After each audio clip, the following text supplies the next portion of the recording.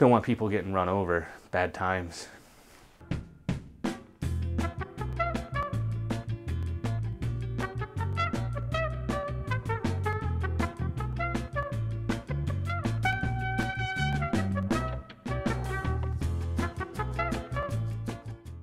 Hey guys, George here. Today I'm going to talk to you about a shoot. This was one of the main reasons I had decided to start vlogging again, doing these videos, besides giving you the camera reviews and the what's in my bag videos and some other business related videos.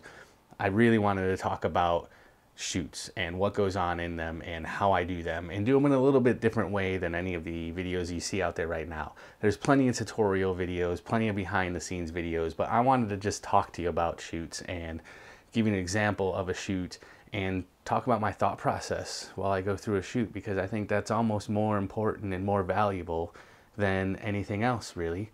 So today we're going to talk about this shoot.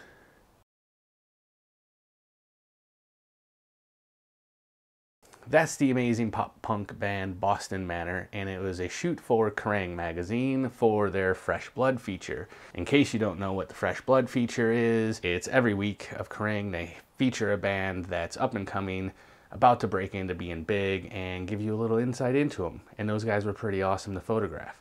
Let's look at the photo again.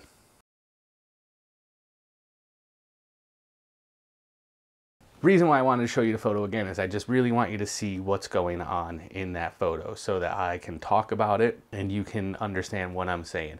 I'm going to put a link below to the blog post about that so you can read in a little bit more detail about the shoot. I don't go into much technical aspects on my blog post, but you'll be able to read a little bit about it. You'll get to see a bigger resolution version of the file as well and give you an idea. I tend to work to a brief quite a bit. Most of the magazines that I shoot for, with the exception of a few, have briefs. They want me to shoot something specific, or they have an idea of what they want the shoot to be or be like, or something they want in the photo. With this photo, the brief was the big red van. The big red van is Boston Manor's savior, so to speak. It's been with them through their highs, through their lows. It's broken down on them. They've fixed it. They've toured with it. They've lived in it. It's been just as important of a member of the band as the band members themselves. So we wanted to capture that with the photo. The essence of the brief was the big red van. Get the big red van into the shoot. But I also wanted to incorporate into it some of the stuff I just talked about, it breaking down on them using it to tour, them living in it. So I got them to bring with all their instruments. I got them to bring with some merchandise that they were going to go on tour with and sell, and anything else that they would bring with them generally. Now the hard part with shoots like this is typically finding somewhere to shoot. We met them at a house in Peckham. They drove the van down. I met everybody there. We sat, we talked.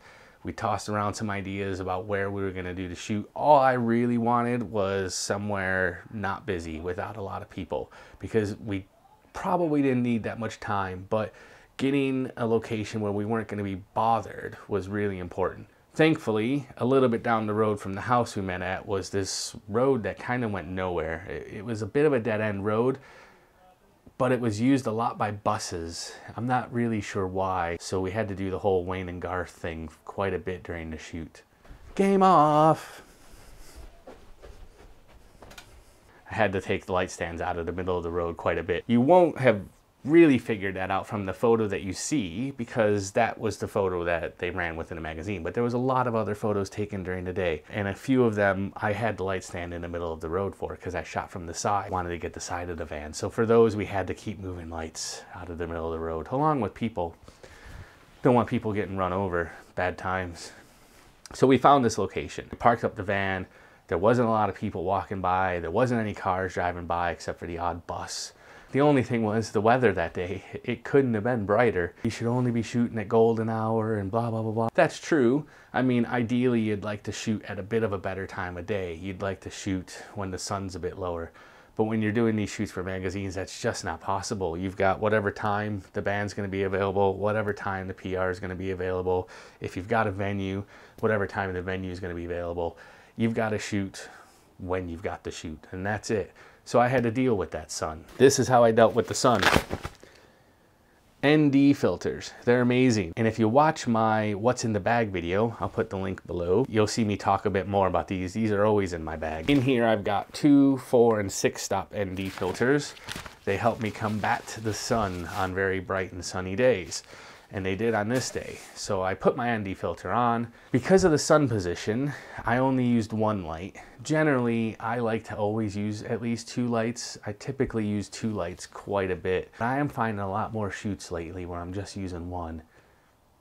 But for this one, I only used 1 because I used the sun as one of my rim lights, and I didn't really want to put another light in the middle of the road this time where I wasn't going to be anywhere close to it to take it out of the middle of the road if a bus came by. So I didn't use a second kicker light. So I used the sun as one rim light, and then I had my key light about here in the front of the van with me.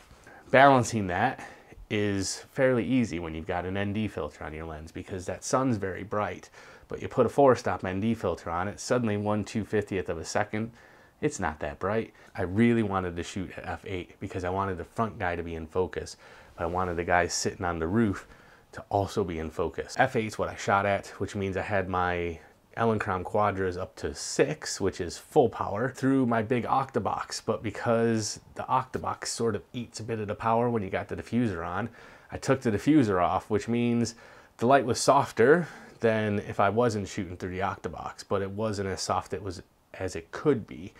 But I needed that extra power because that sun was really, really bright. And if I just put the 6-stop ND filter on there, because the sun was that bright, I would have had to drop my aperture even more. I would have had to go to like 5.6 or whatever, the one at 4. Is it just 4? I think it's just f4. I really wanted f8, so I settled for a slightly harsher light and full power. Once I got that stuff sorted out, I focus on composition. Lighting is something I kind of know by heart now. I know what my lights are going to do. I know what my camera's going to do. I know what it's going to do when I put an ND filter on it. I know this distance through that big Octabox is going to give me this much power. It's almost second nature now. I don't spend a lot of time on that because I can pretty much get it right the first time. Ooh, gotta make a little tweak here, and I'll make that little tweak. So composition is then where I spend a lot of my time. And if you ask any of the bands or anybody that I work with for that matter, I'm fun. I'm fun to work with. I don't want to be one of those guys, you stand over that way, move a little bit that way. I get a bit crazy and I'm like, I want you to stand like this. I demonstrate quite a bit what I want people to do because it really helps. You can explain to somebody all day long what you want them to do. Something's getting lost in translation and they won't get it. But the second you show somebody what you want them to do, ping, and we roll with it. I wanted to dress this setup because if it was just them on the van and the sun in the background, which that sun really adds something to the photo, by the way. I like to have light sources in my photos sometimes. With this photo, it just helps. It just gives the photo a little extra something. But if it was just them, it would still have a bit of a story, but it wouldn't be as good, I don't think. So I got them to put some guitars down on the ground. I got them to grab their box of merchandise and put that down on the ground. I wanted it to look like, hey, we're out on tour. Our van just broke down, but we're excited. That's why I've got the 2 guys with the jumper cables up there. They're broken down, but they're ready to go. And that's kind of it. It's a pretty straightforward shoot. The key to remember with any shoot, especially slightly stressful shoots, I mean, any shoot for a magazine is slightly stressful because you've got to make sure you deliver something that they really, really are gonna love. And more importantly, something that's gonna make people want to read the story. That's your job as a photographer for magazines, is you got to deliver an image that somebody flipping through your magazine is going to be like, ooh, that's a cool photo. And then they'll read the story. That's what you want to do. People that are fans of Boston Manor will just read it because they're fans of Boston Manor. What you want is fans that aren't of Boston Manor to look at the photo and stop and then read the story because of that. That's your job. So it makes it slightly stressful, but not really. You get really, really used to it. And the key with shoots like this is to get the lighting right, find somewhere to shoot, and make the most of your location. And that's what I did with this photo. I balanced out the sun, I added my own light, I made sure everybody looked good by posing them. I dressed the scene a little bit with the guitars and the box of merchandise and giving them the jumper cables, and we found a really nice secluded spot to shoot. We were done in 20 minutes, easy. And that's the photo you see. I'll show you again.